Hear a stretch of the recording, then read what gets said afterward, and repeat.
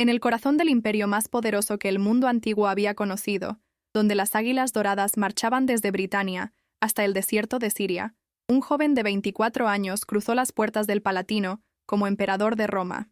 Era el año 37 de nuestra era. Su nombre completo era Cayo Julio César Augusto Germánico, pero la historia lo recordaría por un apodo infantil: Calígula, Botitas, el diminutivo cariñoso que los legionarios le pusieron cuando era niño en las fronteras germanas. Nadie imaginaba entonces que ese apodo entrañable terminaría siendo sinónimo de una de las tiranías más perturbadoras de la antigüedad. Los primeros 6 meses de su reinado fueron esperanzadores, pero algo cambió, algo se quebró en la mente del joven César. Y cuando esa fractura se hizo evidente, el terror comenzó a filtrarse por cada rincón del palacio imperial, especialmente entre aquellos que no tenían voz, derechos ni escape: los esclavos. ¿Qué lleva a un hombre con poder absoluto a transformar su residencia en un teatro de crueldad? ¿Dónde termina el capricho y comienza la locura calculada? Las respuestas yacen enterradas bajo siglos de polvo y propaganda, pero los testimonios sobrevivieron en fragmentos de pergamino, en susurros preservados por historiadores que temblaban al escribir, en las memorias de quienes escaparon para contarlo. Si te apasiona descubrir la historia que los libros de texto omitieron, suscríbete ahora y activa la campana. Aquí desenterramos el pasado sin censura. El Palacio Imperial del Palatino no era simplemente una residencia. Era una ciudad dentro de la ciudad, un laberinto de mármol y oro donde vivían, servían y morían miles de personas. Entre columnas corintias y mosaicos que representaban las glorias de Augusto, se movía una población invisible: los esclavos imperiales, cocineros, coperos, masajistas, secretarios, músicos, gladiadores privados, enanos para entretenimiento, niños y niñas comprados en mercados de todo el Mediterráneo. Algunos eran prisioneros de guerra, otros habían nacido en servidumbre, muchos fueron vendidos por padres desesperados. Todos compartían una realidad: eran propiedad legal del emperador, objetos con forma humana que podían ser usados, prestados, destruidos sin consecuencia legal alguna. Cuando Calígula enfermó gravemente en octubre del año 37, apenas 7 meses después de asumir el poder, Roma contuvo la respiración. Durante días, el joven emperador osciló entre la vida y la muerte en sus habitaciones privadas, mientras los médicos aplicaban sangrías, cataplasmas y oraciones a dioses que parecían sordos. Algunos nobles prometieron públicamente sacrificar sus propias vidas si los dioses sanaban al César. Era retórica vacía, política performativa. Pero Calígula, cuando finalmente despertó de su delirio febril, ya no era el mismo hombre. Las fuentes antiguas debaten si fue meningitis, encefalitis o envenenamiento deliberado. Lo que nadie discute es que el emperador que emergió de esa enfermedad traía consigo una oscuridad nueva, una ausencia de límites morales que pronto se haría evidente. Los primeros signos fueron sutiles. Calígula comenzó a despertar a sus esclavos en mitad de la noche, no para tareas urgentes, sino para juegos elaborados y humillantes. Ordenaba a sus sirvientes personales que permanecieran de pie durante horas, sosteniendo candelabros mientras él leía poesía obscena o ensayaba discursos al Senado. Si alguno mostraba signos de fatiga, si las manos temblaban y la cera caliente caía sobre el mármol, el castigo era inmediato. No gritos ni azotes, que hubieran sido esperables. Calígula prefería la inventiva. Obligaba al esclavo a beber aceite de lámpara hasta vomitar o a permanecer en posiciones dolorosas durante toda la noche siguiente, sosteniendo ánforas llenas sobre la cabeza. La crueldad no era impulsiva, era diseñada para entretener. En los baños privados del palacio, donde el emperador pasaba horas en aguas perfumadas con esencias de Oriente, los esclavos bañeros vivían en estado de terror permanente. Calígula disfrutaba del contraste de temperaturas extremas. Primero agua hirviente que enrojecía la piel, luego inmersión súbita en piscinas heladas alimentadas por acueductos subterráneos. Pero no se contentaba con experimentar estas sensaciones en su propio cuerpo. Ordenaba a sus esclavos que ingresaran con él al agua, y cuando el vapor era tan denso que apenas podían respirar, cuando la temperatura superaba el umbral del dolor, el emperador observaba sus reacciones con curiosidad científica. ¿Cuánto tiempo podía un cuerpo humano resistir antes de desmayarse? Los esclavos de Numidia, acostumbrados al calor del desierto, ¿resistían más que los de Germania? Calígula llevaba cuenta mental, comparaba, anotaba conclusiones en tablillas de cera que luego destruía. Las cenas imperiales se convirtieron en escenarios de degradación calculada. En Roma, los banquetes aristocráticos eran ocasiones para demostrar riqueza, cultura y generosidad. Calígula pervirtió esta tradición. Mientras senadores y aliados reclinaban en triclinios disfrutando de pavos reales asados y vinos de Falerno, el emperador ordenaba a sus esclavos participar en el espectáculo. Jóvenes esclavas eran obligadas a danzar completamente desnudas entre los comensales, no como entretenimiento erótico consensuado, sino como exhibición de poder absoluto. Si mostraban vergüenza, si cubrían sus cuerpos o lloraban, Calígula las marcaba para castigos posteriores. Algunos esclavos músicos recibían instrucciones de tocar melodías específicas. Si cometían un error, el emperador les rompía los dedos personalmente, uno por uno, explicando a sus invitados que un esclavo sin talento musical podía servir mejor en las letrinas. ¿Existía método en esta crueldad o era simple sadismo descontrolado? La respuesta revela algo más perturbador que la locura pura. Calígula era perfectamente consciente del impacto psicológico de sus acciones. Entendía que un esclavo golpeado sanaba, pero un esclavo humillado sistemáticamente se rompía por dentro, y los fragmentos de esas psiques destrozadas formaban el mosaico de su poder. En el complejo de caballerizas imperiales, donde se mantenían los mejores ejemplares ecuestres del mundo conocido, Calígula pasaba tiempo con su caballo favorito, Incitatus. Las anécdotas sobre este animal son legendarias. Supuestamente el emperador planeaba nombrarlo cónsul. Le construyó un establo de mármol con pesebre de marfil. Le servía vino en copas de oro. Pero estas extravagancias eran solo la superficie visible. Lo que permanecía oculto era cómo trataba Calígula a los esclavos encargados del cuidado de Incitatus. Estableció una regla inquebrantable. El caballo debía permanecer en silencio absoluto durante la noche. Si Incitatus relinchaba, los cuidadores eran responsables. La primera vez que sucedió, Calígula ordenó que los 3 esclavos de turno fueran azotados con 50 latigazos cada uno. La segunda vez, duplicó el castigo. La tercera vez, uno de los esclavos murió por las heridas. Los sobrevivientes aprendieron a dormir junto al animal, susurrándole constantemente, acariciándolo durante horas para mantenerlo tranquilo, viviendo en un estado de vigilia permanente que destruía su salud mental. El emperador desarrolló un interés particular por los límites físicos del cuerpo humano. En las cocinas imperiales, donde docenas de esclavos preparaban banquetes para centenares de invitados, Calígula aparecía sin aviso. Observaba el trabajo con atención inquietante, haciendo preguntas sobre tiempos de cocción, temperaturas del horno, técnicas de preparación. Luego elegía a un esclavo al azar y ordenaba que metiera la mano en una olla de aceite hirviendo para recuperar un trozo de carne. No era interrogación ni castigo por error, era experimento. Quería ver la reacción, escuchar el grito, observar cómo los otros esclavos continuaban trabajando mientras su compañero se retorcía con la mano destruida. Algunos cronistas sugieren que Calígula buscaba comprender el miedo, descifrar sus mecanismos, dominarlo como un filósofo estudiaría la naturaleza. Pero no hay sabiduría en infligir dolor gratuito, solo hay vacío moral. En los jardines del Palatino, donde fuentes y estatuas creaban un paraíso artificial, el emperador organizaba cacerías humanas.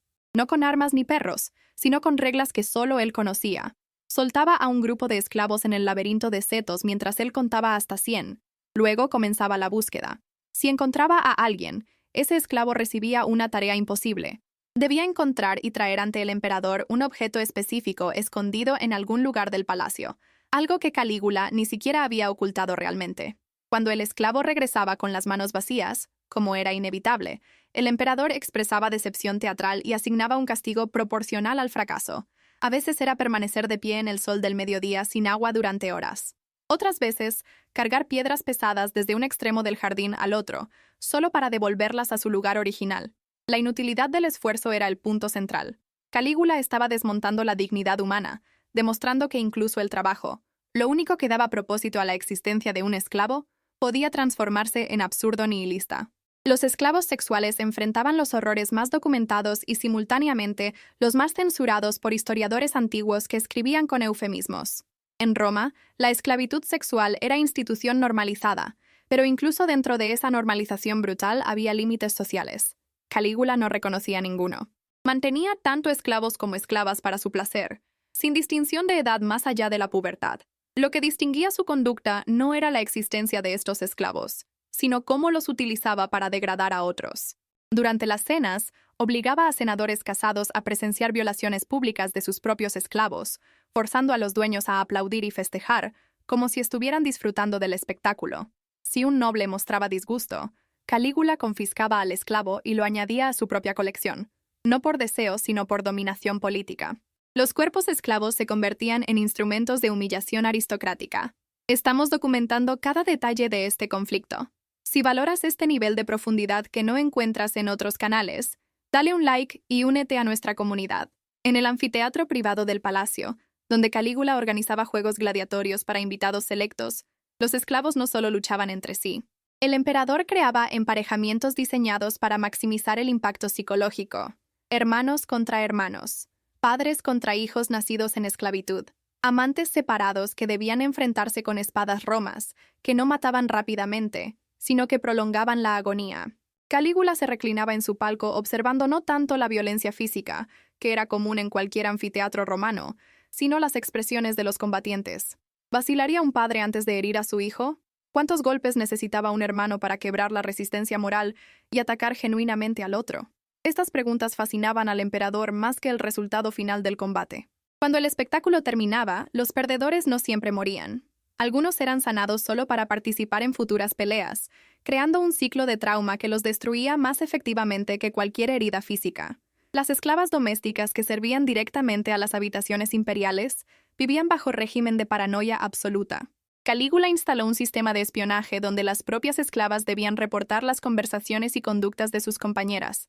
Si escuchaban críticas al emperador, murmuraciones sobre sus acciones, incluso suspiros de alivio cuando él abandonaba una habitación, debían informarlo inmediatamente. Las que reportaban recibían recompensas menores: una túnica nueva, ración extra de comida, una noche sin trabajar. Las que eran reportadas desaparecían. Algunas reaparecían días después marcadas con hierros candentes en lugares visibles, advertencias ambulantes. Otras nunca volvían. Este sistema destruía cualquier posibilidad de solidaridad entre los esclavos, transformando cada interacción en potencial traición. Calígula había comprendido algo que torturadores profesionales saben desde siempre: el aislamiento psicológico es más efectivo que cualquier cadena física. En las termas públicas que Calígula ocasionalmente visitaba, donde ciudadanos romanos de todas las clases se mezclaban en los baños, el emperador llevaba consigo un séquito de esclavos jóvenes. Su función oficial era asistirlo, secar su cuerpo, aplicar aceites aromáticos, sostener sus pertenencias. Pero Calígula disfrutaba crear situaciones donde estos esclavos quedaban expuestos al abuso de otros ciudadanos. Daba permiso explícito a cualquiera para usar a sus esclavos como desearan, transformándolos en objetos públicos. Cuando los esclavos regresaban al palacio, traumatizados y humillados, Calígula los interrogaba sobre los detalles, memorizando nombres de ciudadanos que habían participado. Algunos de esos nombres aparecían más tarde en listas de proscripción o acusaciones de traición. El emperador estaba usando a sus propios esclavos como carnada para identificar a romanos con inclinaciones sádicas, creando archivos mentales de información comprometedora que podía utilizar políticamente. Los esclavos niños enfrentaban destinos particularmente oscuros. Calígula coleccionaba niños de apariencia excepcional comprados en mercados especializados de Alejandría, Antioquía y Corinto. Oficialmente eran pajes, sirvientes ornamentales que añadían prestigio a la corte imperial. En realidad, el emperador los utilizaba en juegos psicológicos elaborados. Organizaba competencias donde los niños debían realizar tareas imposibles, memorizar textos largos en 1 hora, resolver acertijos sin respuesta, localizar objetos inexistentes. Los ganadores recibían dulces y juguetes. Los perdedores eran obligados a presenciar castigos aplicados a otros esclavos adultos, creando asociación temprana entre fracaso y violencia. Calígula estaba condicionando una generación de esclavos que crecería con trauma normalizado, incapaces de concebir realidad alternativa. En las celdas subterráneas del Palatino, donde se almacenaban vinos y donde ocasionalmente se encarcelaba a conspiradores, Calígula mantenía a esclavos en aislamiento prolongado, no como castigo por transgresiones específicas, sino como experimento social. ¿Cuánto tiempo podía un ser humano mantener la cordura en oscuridad absoluta y silencio total? Los esclavos seleccionados para este destino recibían comida y agua suficientes para sobrevivir, pero ningún contacto humano, ninguna luz, ningún sonido más allá del goteo de agua por las piedras antiguas. Algunos permanecían semanas en estas condiciones. Cuando finalmente eran liberados, muchos habían perdido la capacidad de hablar coherentemente, de reconocer rostros, de funcionar en sociedad.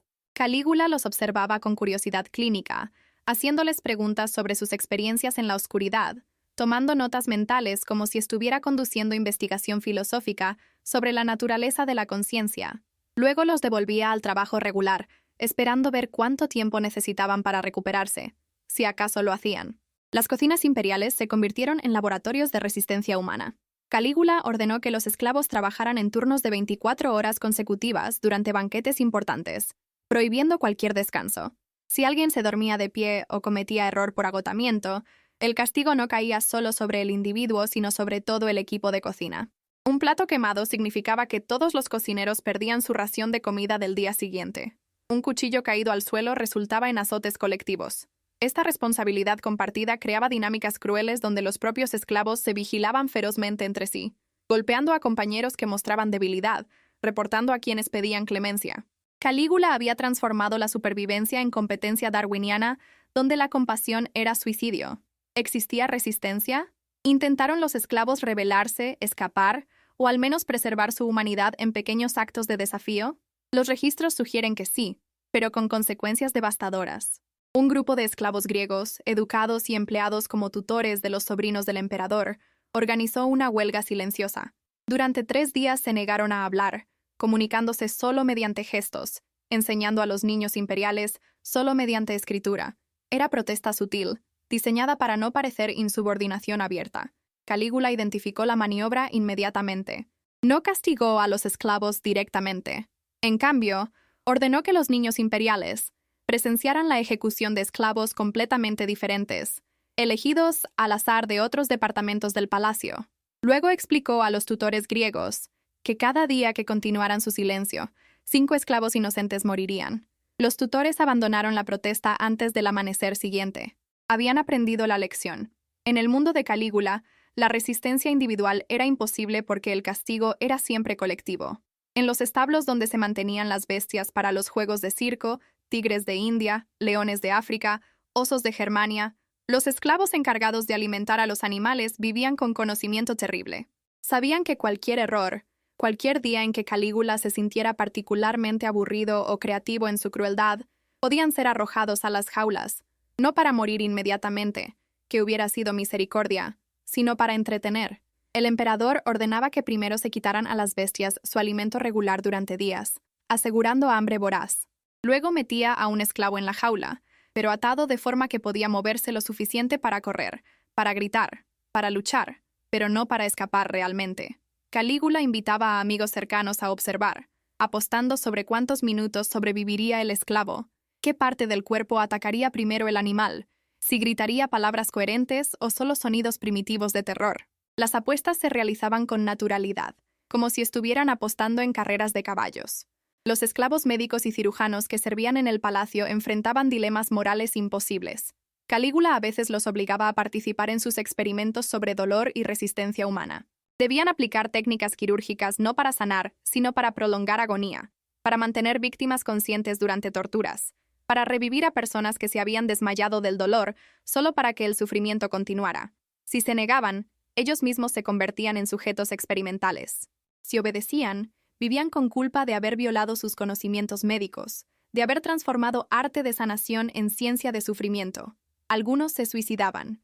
Calígula encontraba esto fascinante y ordenaba autopsias de los cuerpos para entender qué debilidad mental los había llevado a preferir la muerte sobre el servicio imperial. Las lavanderas que limpiaban las togas manchadas de sangre después de ejecuciones privadas, las que lavaban sábanas después de noches de orgías violentas, las que fregaban pisos donde esclavos habían sido torturados, desarrollaron una forma silenciosa de documentación. Mediante canciones de trabajo que parecían inocentes pero contenían código, transmitían información sobre atrocidades específicas. El agua roja del jueves significaba ejecución. 3 túnicas de Siria perdidas. Indicaba que 3 esclavos sirios habían desaparecido. Era resistencia minúscula, pero resistencia al fin. Si Calígula descubría estos códigos, castigaba a las lavanderas obligándolas a lavar sus propias ropas con orina y vinagre hasta que la piel de sus manos se disolvía en llagas supurantes. En el scriptorium imperial, donde esclavos copistas reproducían documentos oficiales, edictos imperiales y correspondencia diplomática, Calígula implementó sistema de verificación paranoico. Cada documento debía ser copiado 3 veces por 3 esclavos diferentes. Luego se comparaban las versiones. Cualquier discrepancia, sin importar cuán minúscula, una letra mal formada, un espacio irregular, resultaba en castigo para los 3 copistas involucrados. No importaba quién había cometido el error original, todos pagaban. El emperador explicaba que esto incentivaba calidad colectiva. En realidad, Creaba ambiente de terror donde los copistas trabajaban tan lentamente, verificando cada trazo obsesivamente, que la producción del scriptorium se reducía a fracción de su capacidad. Calígula no le importaba. La eficiencia administrativa era menos importante que el poder de aterrorizar. Los esclavos porteros que controlaban acceso al Palacio Imperial recibían instrucciones contradictorias deliberadamente. Se les ordenaba permitir entrada a ciertos senadores, pero también se les advertía que algunos senadores eran conspiradores potenciales que debían ser detenidos. No se les daba lista de nombres. Debían adivinar. Si permitían pasar a alguien que luego Calígula declaraba indeseable, el portero era ejecutado públicamente en la puerta que había fallado en defender. Si detenían a alguien que el emperador esperaba ver, el castigo era idéntico. Era situación kafkiana donde seguir órdenes era imposible y la muerte era estadísticamente inevitable. Los porteros desarrollaban úlceras, perdían cabello prematuramente, envejecían años en meses. Calígula los reemplazaba constantemente, creando rotación que aseguraba ningún portero viviera lo suficiente para desarrollar criterio útil. La historia no termina aquí. Asegúrate de estar suscrito para que YouTube te notifique inmediatamente cuando subamos la conclusión de esta saga. En la noche del 24 de enero del año 41, mientras Calígula abandonaba los Juegos Palatinos pasando por un corredor subterráneo, una daga penetró su costado, luego otra y otra. Los conspiradores, liderados por oficiales de la Guardia Pretoriana, lo apuñalaron 30 veces. En el caos que siguió, mientras el emperador moría desangrado sobre piedras frías, los esclavos del palacio permanecieron quietos en las sombras, observando. Ninguno intervino para salvarlo, ninguno llamó refuerzos. Simplemente observaron cómo el hombre que había convertido sus vidas en infierno se retorcía, vulnerable finalmente, mortal al fin. Cuando todo terminó, cuando el cuerpo fue arrastrado lejos, esos esclavos regresaron a sus tareas. Había pisos que limpiar, manchas de sangre que fregar, una nueva era que enfrentar con la incertidumbre de si el próximo emperador sería mejor o simplemente diferente en su crueldad. Pero antes de que puedan comprender completamente qué significó la muerte de Calígula, para quienes sobrevivieron su reinado, antes de explorar el legado oscuro que dejó en la institución de la esclavitud imperial, necesitamos hacer una pregunta más profunda. ¿Qué creó a Calígula? ¿Cómo se construye un monstruo? Y más perturbador aún, ¿cuánto de lo que hizo era excepcional y cuánto era simplemente manifestación extrema de poderes que todo emperador romano poseía, pero que la mayoría elegía ejercer con más moderación? Parte 2. Si acabas de llegar, suscríbete para no perderte el archivo completo de documentales que estamos construyendo. Cuando Claudio, tío de Calígula, fue arrastrado desde detrás de una cortina del palacio donde se había escondido aterrorizado y proclamado emperador por la Guardia Pretoriana, su primer encuentro fue con los esclavos imperiales. Miles de ellos, congregados en los patios del Palatino, esperando descubrir si el nuevo César ordenaría ejecuciones masivas para eliminar testigos de los crímenes de su predecesor. Claudio, tartamudo y considerado idiota por la aristocracia romana precisamente porque había pasado vida estudiando historia en bibliotecas en lugar de conspirar en el Senado, entendió algo que sus contemporáneos no comprendían. Esos esclavos no eran testigos pasivos, eran archivo viviente. En los días posteriores al asesinato de Calígula, mientras Roma se sumergía en incertidumbre política y rumores de guerra civil, Claudio convocó a esclavos específicos a su presencia. No los torturó buscando confesiones, ni los ejecutó para asegurar silencio. Los entrevistó. Esclavos secretarios con memoria prodigiosa recitaron conversaciones que Calígula había mantenido con senadores, revelando redes de conspiración que iban más allá del asesinato inmediato. Esclavos copistas presentaron documentos que Calígula había ordenado destruir, pero que habían preservado clandestinamente. Esclavos médicos describieron síntomas de la enfermedad que había transformado al joven emperador, ofreciendo evidencia de daño cerebral permanente causado posiblemente por encefalitis. Claudio estaba reconstruyendo los últimos 4 años no desde perspectiva aristocrática, sino desde abajo, desde los ojos de quienes habían vivido la pesadilla más íntimamente. ¿Qué descubrió? Que Calígula no había sido siempre monstruo. Los primeros 6 meses de su reinado, antes de la enfermedad de octubre del 37, habían sido marcadamente diferentes. Los mismos esclavos que luego sufrirían sus depredaciones recordaban a un joven emperador que liberó a prisioneros políticos, que redujo impuestos, que organizó juegos generosos para el pueblo. Un esclavo griego llamado Protarco, tutor de retórica, recordaba conversaciones filosóficas con el joven Calígula sobre estoicismo y la naturaleza del poder justo. ¿Qué había pasado en esa cama de enfermo durante aquellos días de fiebre que quemaba por encima de 40 grados? Los médicos teorizaban sobre inflamación cerebral, sobre daño permanente al lóbulo frontal que regula impulsos y empatía. Pero diagnóstico póstumo era especulación. Lo cierto era que el hombre que emergió de esa enfermedad había perdido algo esencial, algún componente moral que previene que poder absoluto se transforme en sadismo absoluto. Claudio enfrentaba dilema político delicado. Condenar públicamente a Calígula podía parecer oportunismo, aprovecharse del asesinato para ganar popularidad, pero permanecer silencioso significaba normalizar todo lo que había ocurrido. Su solución fue indirecta. Ordenó damnatio memoriae parcial. El nombre de Calígula no sería borrado completamente de registros oficiales, pero sus actos más atroces serían documentados explícitamente y preservados como advertencia. Los esclavos que habían sobrevivido sus abusos fueron invitados a testificar ante comisión senatorial. Era primera vez en historia romana que esclavos podían acusar formalmente, aunque póstumamente, a un emperador. Los testimonios duraron semanas. Una esclava egipcia llamada Berenice, que había servido en las habitaciones privadas del emperador, describió con detalle clínico las noches en que Calígula había obligado a esclavas jóvenes a participar en orgías, mientras él observaba desde su lecho, tomando notas. No era participación sexual lo que buscaba, explicó Berenice, sino catálogo de reacciones humanas bajo coerción extrema. Anotaba quién lloraba, quién se disociaba mentalmente, quién intentaba complacer esperando que su misión trajera clemencia. Estas notas nunca fueron encontradas. Probablemente las destruyó antes de morir. Pero Berenice las había visto. Había leído fragmentos cuando limpiaba las habitaciones. Calígula estaba tratando de descifrar algo, de entender algún aspecto de la naturaleza humana que le parecía misterioso. O quizás simplemente estaba documentando su propio descenso a la locura, creando archivo de su desintegración moral. Un esclavo germano llamado Chtumerus, gladiador en los juegos privados del emperador, testificó sobre las peleas forzadas entre familiares. Describió el momento en que tuvo que enfrentar a su propio hermano menor en la arena privada del Palatino.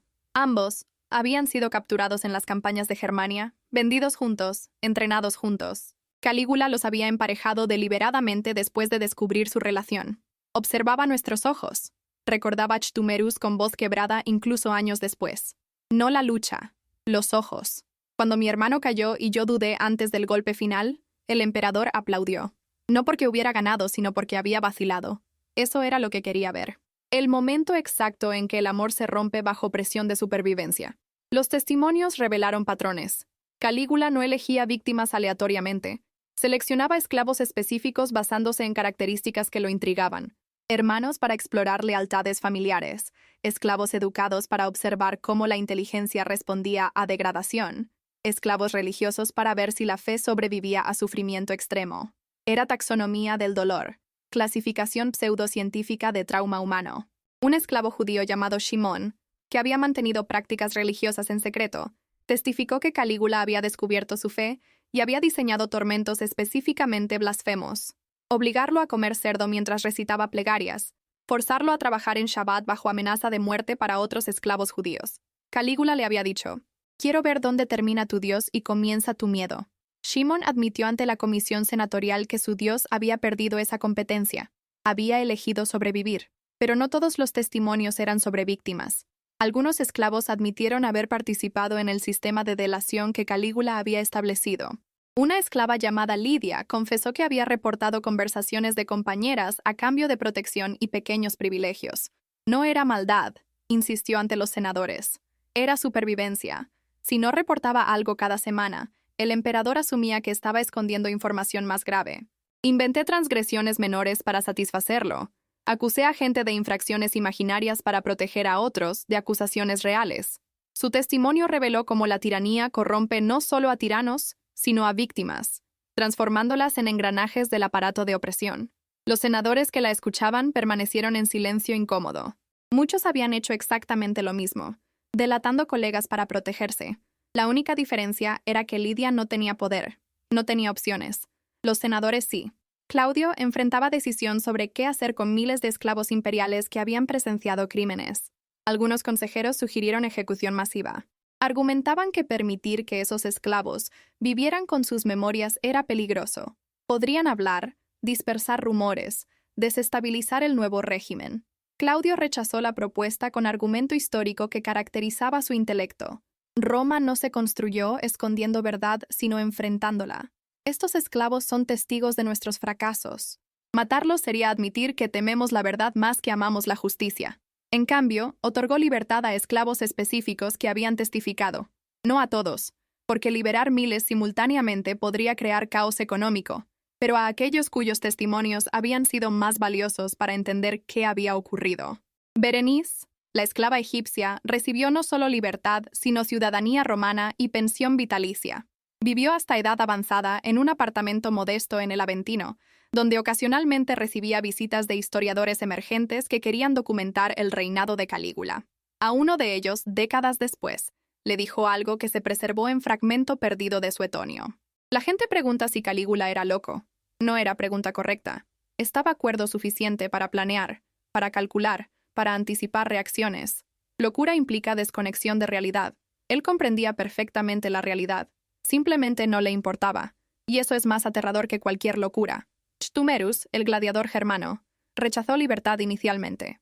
Explicó a Claudio que su hermano había muerto en la arena y que él no merecía libertad que su hermano nunca tendría. Claudio, mostrando sabiduría política notable, no lo obligó. En cambio, lo nombró entrenador de gladiadores imperiales con condición de que nunca más pelearan familiares entre sí. Ctumerus aceptó y dedicó el resto de su vida a asegurar que los combates fueran lo más humanos posible dentro de institución inherentemente violenta. Cuando finalmente murió de viejo, había salvado a docenas de gladiadores de peleas particularmente crueles, argumentando ante magistrados que no eran entretenimiento efectivo. Mentía. Pero la mentira servía a propósito mayor. Shimón, el esclavo judío, utilizó su libertad para establecer pequeña comunidad en Trastevere, el barrio judío de Roma. Nunca recuperó completamente su fe, admitió a sus amigos, pero practicaba rituales mecánicamente, esperando que repetición trajera eventualmente significado de vuelta. El emperador me quebró, escribió en carta preservada en Genisá de sinagoga egipcia siglos después, pero descubrí que quebrado no significa destruido. Uno puede vivir como vasija agrietada, filtrando pero todavía útil. Su comunidad se convirtió en refugio para otros esclavos liberados que luchaban con trauma, creando primera red de apoyo documentada para víctimas de tiranía imperial. ¿Qué pasó con esclavos que no recibieron libertad? La vasta mayoría continuó sirviendo en el palacio imperial bajo Claudio y emperadores subsiguientes, pero algo había cambiado. Claudio implementó reformas modestas, prohibió ejecuciones arbitrarias de esclavos sin juicio, estableció derecho de apelación ante magistrados si esclavo alegaba castigo injusto, penalizó a amos que mutilaran esclavos sin causa. Eran cambios menores dentro de sistema fundamentalmente brutal, pero establecían precedente que esclavos tenían algún nivel mínimo de protección legal. No era reconocimiento de humanidad plena, pero era grieta en el muro de la institución esclavista. Los esclavos del palacio desarrollaron tradiciones orales para preservar memoria de lo que había ocurrido. Canciones de trabajo que parecían inocentes contenían estrofas codificadas sobre Calígula. Una canción sobre lavar togas incluía verso «El agua roja del invierno lavó el mármol del palacio», referencia al asesinato del emperador. Otra sobre preparar banquetes mencionaba «El cocinero que quemó la cena final», alusión a la última comida de Calígula antes de su muerte. Estas canciones se transmitieron generacionalmente, creando memoria colectiva que sobrevivió siglos. Fragmentos fueron documentados por folcloristas bizantinos en el siglo VI, más de 500 años después de los eventos. La historia oral de los oprimidos resultó más duradera que muchos registros oficiales. Algunos esclavos canalizaron trauma en resistencia política. Un grupo llamado Los Silenciosos, compuesto por esclavos que habían servido durante el reinado de Calígula y sobrevivido, desarrolló red de información que alertaba a otros esclavos sobre amos particularmente crueles. No podían prevenir ventas o transferencias, pero podían preparar psicológicamente a esclavos sobre qué esperar. Si noble conocido por sadismo adquiría esclavo nuevo, los silenciosos enviaban mensajero para advertir, para compartir estrategias de supervivencia. Era red subversiva mínima, pero representaba solidaridad en sistema diseñado para atomizar individuos. El legado de Calígula en la institución esclavista fue paradójico. Por un lado, sus excesos demostraron cómo poder sin restricciones sobre seres humanos inevitablemente degenera en crueldad gratuita. Por otro lado, el horror que generó impulsó reformas que beneficiaron a generaciones posteriores de esclavos. Historiadores debaten si esas reformas hubieran ocurrido sin ejemplo negativo tan extremo. Probablemente no. Roma no evolucionaba por principios abstractos de justicia, sino por reacciones a crisis concretas. Calígula fue crisis que hizo imposible seguir ignorando brutalidad sistémica de la esclavitud. Pero las reformas de Claudio fueron limitadas y irreversibles. Emperadores posteriores las ignoraron o revocaron. Nerón, 2 décadas después, implementó algunas de las mismas tácticas de terror psicológico que Calígula había perfeccionado, aunque con menos creatividad y más dependencia de violencia directa. Domiciano, a finales del siglo I, estableció red de espionaje usando esclavos que rivalizaba con la de Calígula. El patrón se repetía. Cada generación necesitaba redescubrir que poder absoluto corrompe absolutamente, y cada generación pagaba ese descubrimiento con sangre. ¿Qué podemos decir definitivamente sobre Calígula y sus esclavos? Que no era simplemente sádico e impulsivo, era ingeniero de crueldad, arquitecto de sistemas de dominación psicológica que sobrevivieron su muerte y fueron replicados por tiranos posteriores. Las técnicas que desarrolló, aislamiento mediante delación mutua, castigos colectivos por transgresiones individuales, degradación ritualizada para destruir dignidad, reaparecieron en campos de concentración nazis, en gulags soviéticos, en prisiones de regímenes autoritarios contemporáneos. No porque esos regímenes estudiaran a Calígula específicamente, sino porque cuando el poder es absoluto y la empatía ausente, ciertas estrategias de control emergen independientemente. El Palatino del año 38 no era excepción histórica, sino patrón repetido. Los esclavos que sobrevivieron a Calígula llevaron sus cicatrices de formas diversas. Algunos, como Berenice, canalizaron experiencia en testimonio y educación, asegurando que generaciones futuras comprendieran qué había ocurrido. Otros, como Chetumerus, dedicaron vidas a mitigar dentro del sistema brutal la brutalidad que habían experimentado. Algunos, como Shimon, lucharon por reconstruir fe y significado en un mundo que parecía arbitrariamente cruel. Y muchos, cuyos nombres nunca fueron registrados, simplemente sobrevivieron día a día, cargando traumas silenciosamente hasta que la muerte finalmente los liberó. La pregunta que persiste a través de milenios es, ¿cuánta de la crueldad de Calígula era personal y cuánta era sistémica? Si cualquier otro joven romano de 22 años hubiera sido elevado a emperador con poder absoluto sobre millones de personas, incluyendo decenas de miles de esclavos sin derechos legales, ¿habría actuado diferente? La evidencia sugiere que Calígula era extremo en espectro de comportamiento imperial, pero no completamente fuera de ese espectro. Otros emperadores también torturaron esclavos, también los usaron sexualmente, también los ejecutaron caprichosamente. Calígula simplemente lo hizo más frecuentemente, más creativamente, con menos pretensión de justificación. Lo que lo distingue no es la existencia de crueldad, sino su sistematicidad. Calígula transformó abuso de esclavos en performance, en experimento, en arte perverso. No era solo ejercicio de poder, sino exploración de sus límites. Cada nueva degradación era pregunta. ¿Hasta dónde puedo llegar? ¿Qué más puedo hacer? ¿Dónde está el límite? Y descubrió que no había límite externo. El único límite era interno, moral. Y ese límite en él estaba roto o ausente desde la enfermedad de octubre del 37. Los historiadores romanos que escribieron sobre Calígula décadas después, Suetonio, Tácito, Dion Casio, lucharon con cómo presentar sus crímenes. Si describían todo explícitamente, arriesgaban ser acusados de sensacionalismo o pornografía de violencia. Si usaban eufemismos, traicionaban la memoria de las víctimas. Suetonio encontró balance incómodo. Documentó actos específicos con suficiente detalle para ser creíble, pero añadió constantemente frases como «era tal su locura que» o «su demencia llegaba a». Estas atribuciones a locura eran mecanismo de defensa tanto para el autor como para los lectores. Era más confortable creer que Calígula era excepción insana, que reconocer que representaba posibilidad latente en cualquier sistema de poder sin restricciones. Tácito, más cínico que Suetonio, sugería que Calígula era lógica conclusión del principado. Augusto había concentrado poder aparentando preservar república. Tiberio había gobernado con paranoia pero cierta moderación. Calígula simplemente quitó las máscaras y reveló que emperador romano era monarca absoluto, sin restricciones reales. Si Senado y pueblo lo permitían, nada impedía que emperador siguiente fuera igualmente cruel. Y de hecho, Nerón probaría que Tácito tenía razón. El problema no era Calígula individualmente, sino sistema que permitía Calígulas. Para los esclavos de Roma, esta distinción académica entre patología individual y falla sistémica era irrelevante. Lo que importaba era sobrevivir al amo actual. Nav Part 2, egar el sistema brutal que les había tocado, encontrar fragmentos de dignidad en condiciones diseñadas para destruirla. Después de Calígula, algunos esclavos imperiales reportaron algo inesperado. Alivio de que su sufrimiento ahora fuera normal. Bajo Claudio, los azotes eran por transgresiones específicas, no entretenimiento aleatorio. Las violaciones sexuales continuaban, porque era institución normalizada, pero sin la teatralidad degradante que Calígula había añadido. Era horror familiar versus horror inventivo. Los esclavos preferían lo predecible.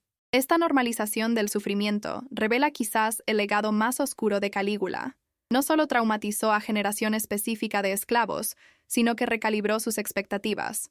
Lo que antes hubiera parecido intolerable, ahora parecía aceptable en comparación. Un esclavo que sobrevivió tanto a Calígula como a Nerón, un sirio llamado Tadeus que vivió hasta los 80 años, dijo en sus últimos días a un esclavo más joven: «Has conocido solo a Vespasiano y Tito, emperadores razonables. Crees que entiendes qué significa servir, pero no conociste las noches cuando cada sonido de pasos podía significar tu muerte. No conociste el terror de ser llamado al presencia imperial sabiendo que podrías no regresar. Esa es tu fortuna y tu ignorancia». Las generaciones posteriores de esclavos romanos heredaron historias de Calígula como advertencia y paradójicamente como consuelo. «Al menos no es Calígula», se decían mutuamente durante castigos bajo emperadores posteriores. El monstruo se había convertido en medida, en estándar por el cual juzgar todos los demás horrores. Era inversión moral. El peor ejemplo definía la escala, haciendo que abusos menores parecieran tolerables. Pero algunos esclavos rechazaron esta normalización. Los silenciosos, la red de resistencia que emergió después de Calígula, mantenían memoria viva deliberadamente para prevenir exactamente esta recalibración. Sus mensajes codificados incluían no solo advertencias prácticas, sino recordatorios filosóficos. Todo amo es Calígula en potencia. La diferencia es solo moderación voluntaria, no incapacidad. No confundas clemencia con justicia. Era mensaje subversivo que atacaba fundamento moral de la esclavitud misma. Si incluso el amo más benévolo podía convertirse en tirano sin restricciones externas, entonces el sistema entero era inherentemente corrupto. Esta conciencia política era rara pero significativa. La mayoría de esclavos luchaban simplemente por sobrevivir día a día, sin capacidad mental o emocional para análisis sistémico, pero pequeño núcleo de esclavos educados, particularmente los que habían servido en posiciones administrativas y habían observado mecánicas del poder imperial directamente, desarrollaron crítica sofisticada. Algunos de estos esclavos, cuando eventualmente ganaron libertad, se convirtieron en filósofos estoicos que teorizaron sobre naturaleza de la libertad, la tiranía y la dignidad humana. Epicteto, esclavo liberado que vivió décadas después de Calígula, nunca lo mencionó directamente en sus escritos preservados, pero sus reflexiones sobre cómo mantener libertad interior bajo dominación externa claramente reflejaban experiencias colectivas de esclavos bajo tiranos. El impacto de Calígula en literatura y filosofía romana fue profundo, aunque frecuentemente no reconocido. Los escritores estoicos de la era Flavia, Musonio Rufo y Heracles, desarrollaron teorías elaboradas sobre resistencia moral bajo opresión. Argumentaban que tirano podía controlar cuerpo pero no alma, que dignidad verdadera era interna e inviolable. Estas filosofías resonaban particularmente entre esclavos y libertos porque ofrecían framework para mantener autorrespeto en circunstancias degradantes, pero también eran críticamente mecanismos de supervivencia psicológica que permitían a víctimas tolerar injusticia sin confrontarla directamente. El estoicismo podía ser liberador o pacificador, dependiendo de cómo se aplicaba. Algunos esclavos que sobrevivieron a Calígula se volvieron hacia religiones mistéricas que prometían reversión cósmica de jerarquías terrenales. El cristianismo, todavía movimiento marginal en Roma del siglo I, encontró audiencia receptiva entre esclavos traumatizados porque predicaba que últimos serían primeros, que poderosos serían humillados, que sufrimiento injusto sería recompensado en vida futura. Un esclavo cristiano llamado Fortunatus, que había servido en las cocinas imperiales durante Calígula y fue bautizado años después, escribió en carta preservada fragmentariamente: «Cuando el emperador me obligaba a meter manos en fuego, oraba a dioses romanos que no respondían. Ahora comprendo que esos dioses eran tan crueles como sus adoradores. El Cristo promete justicia que Roma nunca dará». Su conversión era tanto teológica como política, rechazo del orden divino que legitimaba esclavitud. Esta conexión entre experiencia de tiranía extrema y conversión religiosa fue patrón repetido. Muchos de los primeros mártires cristianos en Roma habían sido esclavos o libertos que habían experimentado violencia imperial directamente. Su disposición a morir por fe nueva en lugar de ofrecer incienso a genio del emperador no era solo convicción religiosa, sino acto final de autonomía.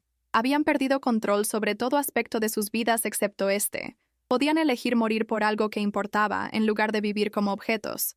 Calígula, irónicamente, había entrenado a generación en cómo enfrentar muerte sin miedo.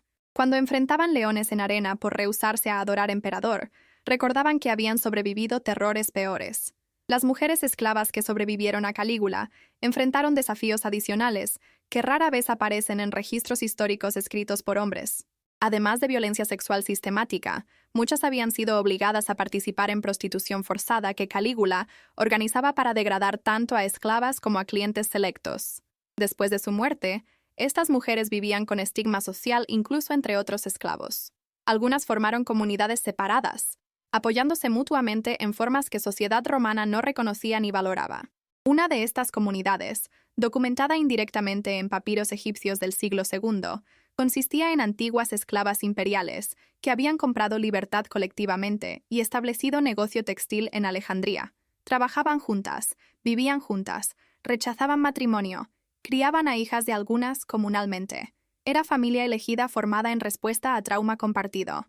Los niños que habían sido esclavos bajo Calígula y sobrevivieron hasta adultez en generaciones posteriores llevaban cicatrices particulares. Habían sido condicionados durante años formativos a asociar autoridad con capricho violento, a nunca confiar en promesas, a esconder emociones genuinas. Cuando estos niños esclavos crecieron y algunos eventualmente ganaron libertad, luchaban con relaciones normales. Un hombre llamado Marcus, que había sido paje de Calígula entre los 7 y 11 años antes de ser transferido a otra casa después del asesinato del emperador, escribió décadas después siendo liberto anciano. Nunca aprendí a amar porque amor requiere vulnerabilidad.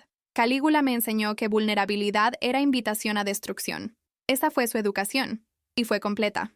El sistema educativo para esclavos jóvenes cambió después de Calígula, modestamente pero significativamente. Claudio ordenó que niños esclavos imperiales fueran entrenados en habilidades específicas en lugar de ser mantenidos como ornamentos genéricos. Era reforma práctica más que humanitaria. Niños con habilidades eran más valiosos, pero tuvo efecto protector. Esclavo con especialización técnica era menos probable ser usado en experimentos sádicos, porque representaba inversión económica. No era mucho, pero era algo. Las técnicas específicas de tortura psicológica que Calígula había desarrollado reaparecieron con regularidad aterradora en siglos subsecuentes. La estrategia de castigo colectivo por transgresiones individuales fue adoptada por administradores de minas y galeras, donde esclavos trabajaban en grupos. Si uno escapaba, todos sus compañeros eran azotados. Creaba sistema de vigilancia mutua que Calígula habría reconocido. La técnica de responsabilizar a víctimas por eventos fuera de su control, como los porteros que debían adivinar qué senadores permitir pasar, se convirtió en estándar en burocracias imperiales. Subordinados eran castigados por decisiones que no podían controlar, creando cultura de miedo paralizante que servía a intereses de superiores. Los gladiadores que habían peleado en la arena privada de Calígula, obligados a combatir familiares y amigos, desarrollaron código de honor post-mortem. Cuando uno moría, los sobrevivientes memorizaban su nombre y circunstancias de muerte, transmitiéndolo a nuevos gladiadores. Era contranarrativa a la gloria oficial de los juegos. En lugar de celebrar victoria, recordaban tragedia. Un grafiti encontrado en barraca de gladiadores en Pompeya, destruida por erupción del Vesubio en el 79, decía: «Aquí vivió Silvanus, que mató a su hermano en Palacio del Loco y nunca perdonó a dioses». No sabemos si este Silvanus había servido bajo Calígula específicamente, pero el lenguaje sugiere tradición oral que preservaba esas memorias específicas. La cuestión del perdón obsesionaba a sobrevivientes. ¿Podían perdonar al emperador muerto? ¿Debían? ¿A quién servía el perdón? Berenice, la esclava egipcia que había testificado extensamente y recibido libertad, fue preguntada directamente por filósofo estoico visitante si había perdonado a Calígula. Su respuesta, preservada en carta del filósofo: perdón implica que ofensor reconoce ofensa. Calígula nunca pensó que había hecho algo mal. Murió creyendo que era Dios con derecho a hacer cualquier cosa a cualquiera. ¿Cómo perdonas a alguien que no comprende concepto de transgresión? No perdono. Simplemente ya no permito que controle mi presente desde su tumba. Era distinción sofisticada entre perdón y liberación de resentimiento. Otros esclavos encontraban imposible alcanzar incluso esa liberación parcial. Vivían con furia que los consumía, que arruinaba relaciones, que transformaba cada interacción con autoridad en confrontación. Algunos de estos esclavos irreconciliables se unieron a rebeliones esporádicas que estallaban en provincias. La rebelión de esclavos en Campania durante el reinado de Nerón incluyó varios veteranos del servicio imperial bajo Calígula. No luchaban por libertad abstracta, sino por venganza contra sistema que los había destruido. Fueron masacrados, como todas las rebeliones de esclavos romanas, pero murieron luchando en lugar de sirviendo. Para ellos, era victoria suficiente. La historiografía de Calígula se complicó con cada generación subsiguiente. Escritores cristianos de siglos posteriores lo utilizaban como ejemplo de depravación pagana, exagerando sus crímenes para propósitos polémicos. Esto paradójicamente creó dudas sobre testimonios genuinos, si algunos aspectos eran claramente exagerados, ¿cuánto era real? Historiadores modernos debaten todavía qué porcentaje de historias sobre Calígula son factuales versus propaganda. Pero para esclavos que vivieron los eventos, esta ambigüedad historiográfica era insulto adicional. Sus experiencias vividas eran reducidas a posible ficción por escépticos que nunca habían enfrentado tiranía equivalente. Un documento notable, preservado en papiro de Oxirrinco, fechado aproximadamente en el año 120, contiene fragmento de debate filosófico entre dos libertos ancianos sobre naturaleza de la evidencia histórica. Uno argumenta que testimonios de esclavos sobre Calígula deben ser descontados porque esclavos tenían incentivo para exagerar crueldad de amos para justificar su propia impotencia. El otro responde furiosamente que dudar de testimonios de víctimas es forma de violencia continuada, negación de su experiencia que completa la destrucción que el tirano comenzó. El debate termina sin resolución, pero su mera existencia demuestra que sobrevivientes estaban conscientes de cómo su memoria sería cuestionada. Las reformas legales que Claudio implementó después de Calígula fueron graduales y limitadas, pero establecieron precedentes importantes. La Lex Petronia del año 61, durante el reinado de Nerón, prohibió a hemos enviar esclavos a combate con bestias en arena, sin aprobación de magistrado. Era respuesta directa a abusos como los de Calígula, quien había usado este método de ejecución caprichosamente. La ley no eliminaba la práctica, que continuó durante siglos, pero requería justificación pública mínima. Era reconocimiento implícito de que esclavos merecían algún nivel de protección procesal, aunque rudimentario. Bajo Adriano, en el siglo II, nuevas leyes prohibieron castración de esclavos y restringieron capacidad de amos para matar esclavos sin causa. Nuevamente, estas reformas estaban motivadas parcialmente por memorias de excesos extremos de emperadores anteriores. Cada restricción modesta era reacción a horror específico.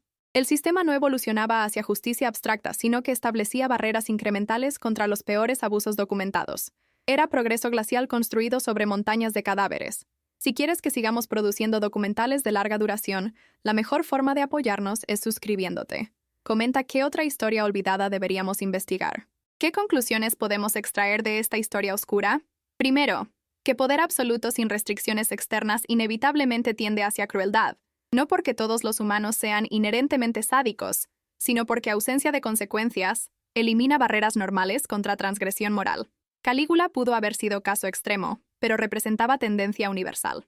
Segundo, que instituciones de opresión como esclavitud crean condiciones donde abusos extremos son no solo posibles, sino probables. Tercero, que memoria de víctimas es acto político, forma de resistencia póstuma que niega a perpetradores el poder de controlar narrativa histórica. Los esclavos que sobrevivieron a Calígula nos legaron algo más valioso que estadísticas o fechas. Nos dieron testimonio de resiliencia humana bajo condiciones diseñadas para destruir humanidad. Berenice construyendo nueva vida como ciudadana libre. Chtumerus dedicando años a proteger otros gladiadores. Shimón reconstruyendo fe fragmento por fragmento. Los silenciosos creando red de solidaridad en sistema atomizante. Estas no son historias de triunfo heroico, sino de supervivencia incremental, de negarse a ser completamente destruido incluso cuando destrucción era objetivo explícito del opresor. La pregunta final que debemos enfrentar es incómoda. ¿Somos diferentes? ¿Las sociedades modernas han evolucionado más allá de la capacidad para esta crueldad? ¿O simplemente hemos cambiado las formas y los contextos? Los campos de exterminio del siglo XX, las cárceles negras de regímenes autoritarios contemporáneos, los sistemas de tráfico humano que operan globalmente hoy, todos demuestran que la capacidad humana para deshumanizar y destruir permanece intacta. Los nombres cambian, las tecnologías evolucionan, pero la dinámica fundamental del poder sin restricciones ejercido sobre personas sin derechos permanece aterradoramente familiar. Calígula no fue aberración única, sino ejemplo de posibilidad recurrente. Cada generación debe elegir activamente construir y mantener restricciones contra tiranía, porque esas restricciones no son naturales ni automáticas. Son logros civilizacionales frágiles que requieren vigilancia constante. Los esclavos del Palatino no podían construir esas restricciones ellos mismos porque carecían de poder político. Pero su testimonio, preservado contra probabilidades enormes a través de fragmentos, canciones, memorias orales y eventualmente textos escritos, nos recuerda por qué esas restricciones importan. En las ruinas del Palatino hoy, turistas caminan sobre mosaicos donde esclavos una vez trabajaron, limpiaron, sufrieron y ocasionalmente murieron. Los guías turísticos mencionan a Calígula brevemente, usualmente con tono de fascinación mórbida por el emperador loco. Rara vez mencionan a Berenice, Ctumerus, Shimon, Fortunatus, Marcus, o los miles cuyos nombres nunca fueron registrados. Pero están allí en las piedras, en los espacios negativos de la historia, en el silencio entre las palabras de cronistas aristocráticos. Sus vidas importaron. Su sufrimiento fue real. Su resistencia, por más limitada que fuera, fue significativa.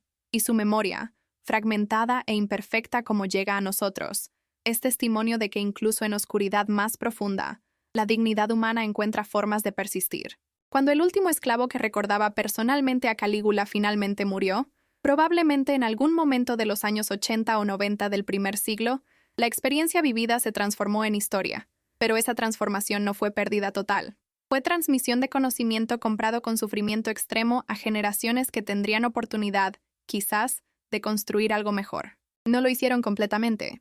La esclavitud romana continuó durante siglos, pero las semillas de su eventual abolición, la idea radical de que todos los seres humanos poseen dignidad inherente, que ningún sistema legal puede legítimamente negar, fueron plantadas en parte por el testimonio de aquellos que sobrevivieron lo peor que el poder absoluto podía infligir, y aún así se negaron a aceptar que su sufrimiento era justificado o inevitable. La historia de Calígula y sus esclavos no tiene final feliz porque no tiene final. Continúa en cada contexto donde poder opera sin restricciones sobre personas sin recursos. Continúa en cada momento en que elegimos reconocer o negar la humanidad de los vulnerables.